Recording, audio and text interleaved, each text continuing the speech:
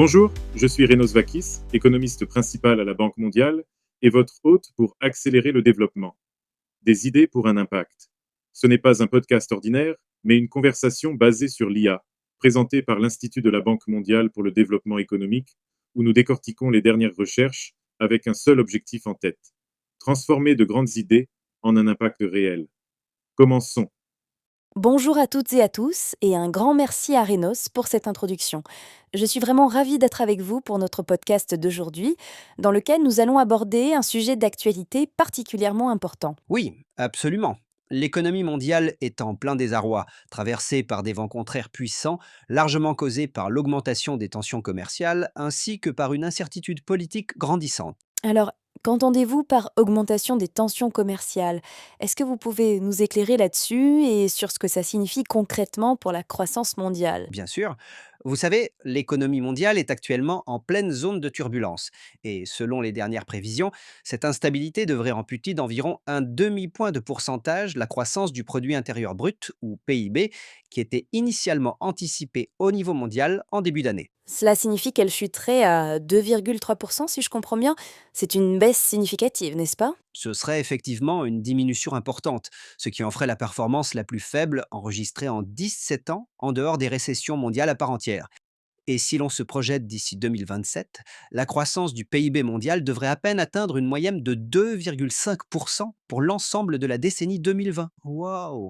Ce serait donc le rythme de croissance le plus lent sur une décennie depuis les années 60. Qu'est-ce qui explique un tel ralentissement? En fait, si on regarde les chiffres à fin mai, le taux moyen effectif des droits de douane aux États-Unis atteignait un niveau jamais vu depuis près d'un siècle, et cela jouait un rôle prépondérant. De plus, les indicateurs d'incertitude autour de la politique commerciale mondiale ont atteint des niveaux records ces derniers mois.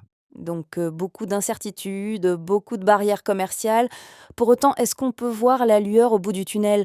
Que se passerait-il si nous parvenions à résoudre ces différents commerciaux? Oui, on peut clairement l'apercevoir. D'après nos analyses, si les différends commerciaux actuels étaient résolus par des accords divisant par deux les droits de douane par rapport à leur niveau de fin mai 2025, la croissance mondiale pourrait être accrue d'environ 0,2 points de pourcentage en moyenne sur 2025 et 2026. C'est intéressant. Et à propos des droits de douane, qu'en est-il pour les économies en développement? Sont-elles aussi confrontées à la même situation? Non, pas exactement. La plupart des économies en développement appliquent actuellement des droits de douane nettement plus importants que ceux des économies à revenus élevés. Mais si l'on parvenait à transformer les accords commerciaux préférentiels en accords dits profonds, c'est-à-dire qui couvrent également les réglementations transfrontalières, cela pourrait aussi fortement stimuler la croissance du PIB. D'accord. Donc en fait, réduire les coûts du commerce constituerait un véritable levier. Est-ce qu'il existe un précédent historique qui illustre les effets positifs d'une telle réduction des barrières commerciales? Oui, tout à fait.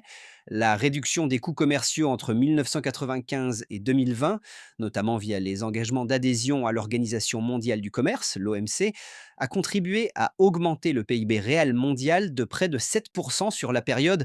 Et pour les pays à faible revenu, la croissance a dépassé les 30%. Ce sont des chiffres particulièrement remarquables.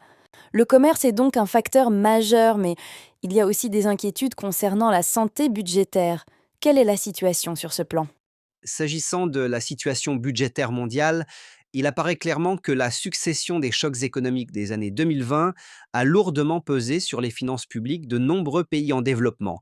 Leur déficit budgétaire tourne en moyenne autour de 6% depuis le début de la décennie, ce qui est le niveau le plus élevé depuis le début du siècle.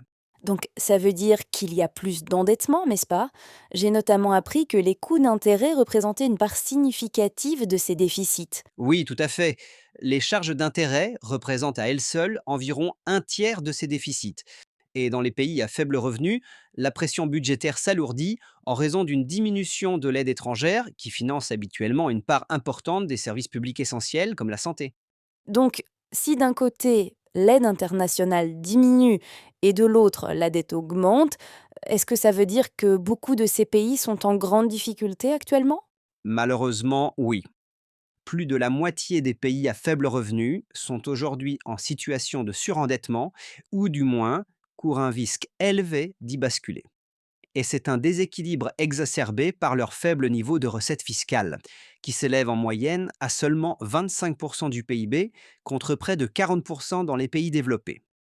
Oui, d'ailleurs, ces pays ont des déficits budgétaires supérieurs à leur niveau pré-pandémique et leur endettement ne cesse de s'accroître. Et selon les prévisions, les taux d'intérêt devraient rester élevés et dépasser 10% de leurs recettes budgétaires d'ici à 2027. Tout à fait. Et c'est pour cette raison que les gouvernements doivent impérativement assainir leur situation budgétaire, en augmentant leurs recettes internes et en optimisant l'affectation de leurs dépenses. Et cela suppose d'élargir l'assiette fiscale, d'améliorer l'efficacité de la collecte et de s'attaquer plus fermement à l'évasion fiscale et au transfert de bénéfices illicites. Et concernant les subventions, est-ce qu'elles font également partie de l'équation budgétaire? Oui, absolument, elles en font partie. En ciblant mieux les subventions généralisées sur les denrées alimentaires et le carburant, et en les redirigeant vers les foyers les plus vulnérables, on pourrait améliorer significativement l'efficacité budgétaire. L'impact pourrait être considérable.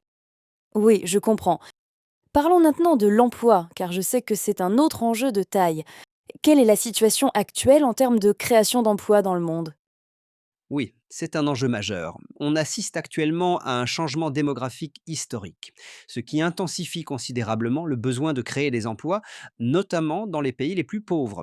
Par exemple, la population en âge de travailler en Afrique subsaharienne devrait quasiment doubler d'ici à 2050. Waouh, quasiment doublé d'ici à 2050.